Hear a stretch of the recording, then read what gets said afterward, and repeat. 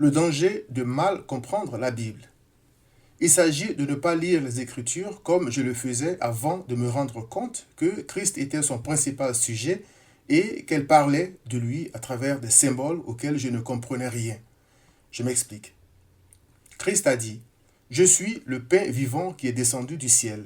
Si quelqu'un mange de ce pain, il vivra éternellement. Et le pain que je donnerai, c'est ma chair, que je donnerai pour la vie du monde. » Jean 6, 51.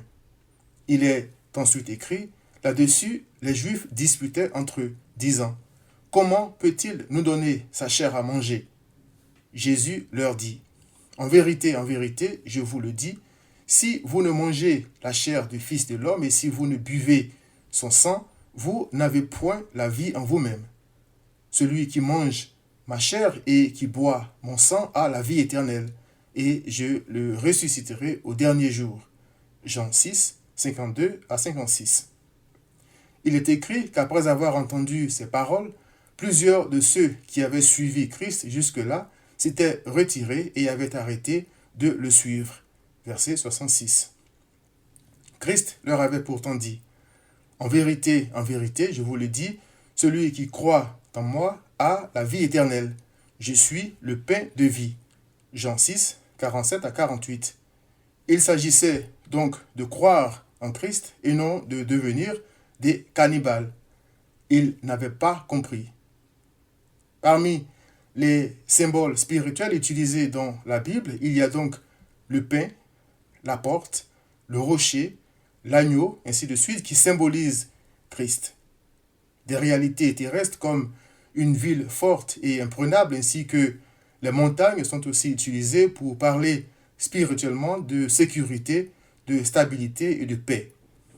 C'est dans ce sens que j'ai fini par comprendre la signification de la fameuse montagne de Sion, la montagne de la maison de l'Éternel, fondée sur le sommet des montagnes, où des peuples se rendront en foule et diront « Venez et montons à la montagne de l'Éternel, à la maison du Dieu de Jacob, car de Sion sortira la loi et de Jérusalem la parole de l'Éternel, selon Ésaïe 2, versets 2 à 4.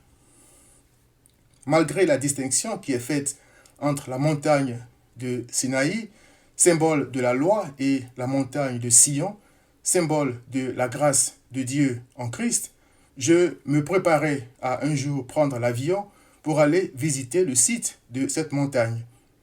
Je ne savais pas que la montagne de Sion était utilisée comme un symbole pour désigner Christ.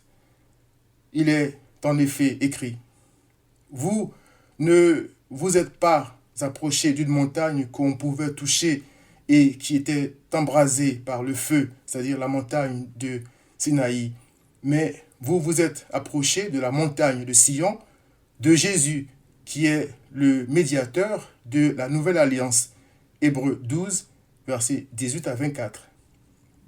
Je témoigne donc pour remercier le Seigneur, car sans lui, j'aurais péri par manque de connaissance. Cher ami, viens par la foi à la montagne de Sion. Viens à Christ.